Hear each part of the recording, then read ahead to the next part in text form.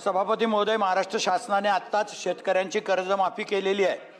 महाराष्ट्रातील अनुसूचित जमातीतील हजारो लाभार्थ्यांना स्वावलंबी करण्याच्या उद्देशाने शबरी आदिवासी वित्त व विकास महामंडळामार्फत विविध स्वयंरोजगार योजनेअंतर्गत कर्ज वितरित करण्यात आले।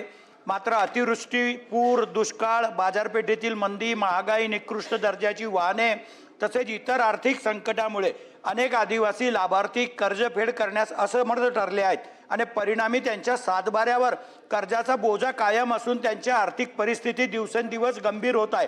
शासनाने 2009च्या विधानसभेच्या निवडणुकीच्या अगोदर कर्जमाफीची घोषणा केली होती, परंतु प्रत्यक्षामध्ये फक्त थकीत व्याजावरच माफी दिली। मूळ कर्ज जसेच्या तसे राहिलेले आहे आणि म्हणून आजही आदिवासी कुटुंब या कर्जाच्या दुष्टचक्रात अडकली असून नवीन शासकीय योजनांच्या लाभापासून वंचित राहत आहेत। आणि म्हणून माझी विनंती आहे शासनाला की शबरी वित्तीय महामंडळ विकास महामंडळाचं जे कर्ज वितरण झालं आहे आणि ज्याची घोषणा शासनाने यापूर्वी केली आहे, 2009 मध्येच विधानसभेच्या निवडणुकीमध्ये आपलं काम होऊन गेलं, परंतु दुर्दैवानं शासन विसरून गेलं की कर्ज माफ करायची घोषणा आपण केली होती। ते कर्ज शासन माफ करावं अशी मी आपल्याला माध्यमातून शासनाला विनंती करतो।